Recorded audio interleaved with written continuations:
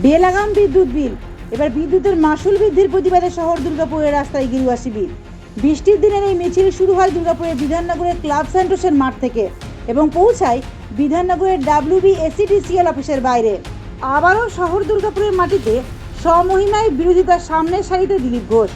মঙ্গলবার এই প্রতিবাদ মিছিলে নেতৃত্ব দেন বিজেপির প্রাক্তন রাজ্য সভাপতি। মূলত বিদ্যুতের মাসুল বৃদ্ধির প্রতিবাদ ও 3 মাসের পরিবর্তে 1 মাসে বিল পাঠানোর দাবিকে সামনে রেখেই এই দিনের এই বিক্ষোভ মিছিল। বিধাননগরের বিদ্যুৎ দপ্তরের কার্যালয়ের বাইরে পদ্মফুল শিবিরের প্রতিবাদ মিছিল ঘিরে এই দিন উত্তেজনা ছিল তুঙ্গে। অশান্তি এড়াতে মোতায়েন করা হয় প্রচুর পুলিশ কর্মী। কেবল কি বিদ্যুতের মাসুল, নিত্য প্রয়োজনীয় জিনিসের মূল্য বৃদ্ধি, খুন, ধর্ষণ ইত্যাদি বিষয়ে এগিয়ে বাংলা? বিদ্যুতের মাসুল বাড়িয়ে এগিয়ে বাংলা আমরা চাই না। এই দিনে এই বিক্ষোভ কর্মসূচি থেকে এমনই ঝাঁঝালো বক্তব্য উঠে এলো দিলীপ ঘোষের গলায়। মাসুল পশ্চিমবাংলা সবচেয়ে বেশি বিদ্যুতের বিল নেয়। আমরা মমতা ব্যানার্জি বা তার পার্টির স্লোগান শুনেছি, এগিয়ে বাংলা, এগিয়ে বাংলা।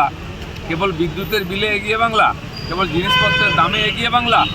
খুন, ধর্ষণ, লুটপাট, দুর্নীতিতে এগিয়ে বাংলা?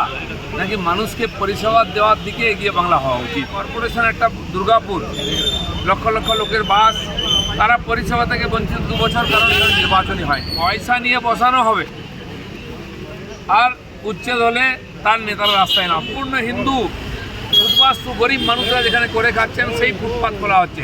আর বাংলাদেশি অনুপ্রবেশকারীরা, রোহিঙ্গারা যেখানে বসে আছে, রাজাবাজার, মেটিয়াবুরুজ, সেই সব জায়গা কখনো পরিষ্কার হবে না, সেখানে কোনো উচ্ছেদ হবে না, উচ্ছেদ হবে হিন্দু এলাকায়। এই দিনের এই বিক্ষোভ মিছিলে অংশ নিয়ে দুর্গাপুর পশ্চিমের বিধায়ক লক্ষণ গড়ুই বলেন, প্রতি মাসের বিল মাসে নিতে হবে। 3 মাস বিল দেওয়ার ফলে যেভাবে জোড়াসুরে বিল হয়ে যাচ্ছে, গরিব মানুষের অবস্থা খুব খারাপ হয়ে যাচ্ছে। এর আগে বিদ্যুতের মাসুল বৃদ্ধি নিয়ে সরাসরি বিজেপির ব্যানারে এই ধরনের প্রতিবাদ কর্মসূচি শহরে সচরাচর হয়নি। সামনেই পুরো ভোট, আর বিদ্যুতের বিলের মতো ইস্যুকে হাতিয়ার করে কি তবে তৃণমূলের বিরুদ্ধে জনমত গঠন করতে ময়দানে নামছে পদ্ম শিবির? এমনটাই মনে করছেন রাজনৈতিক মহল। দুর্গাপুর থেকে নিজস্ব প্রতিবেদন, সমাজ পরিবর্তনের মানুষ।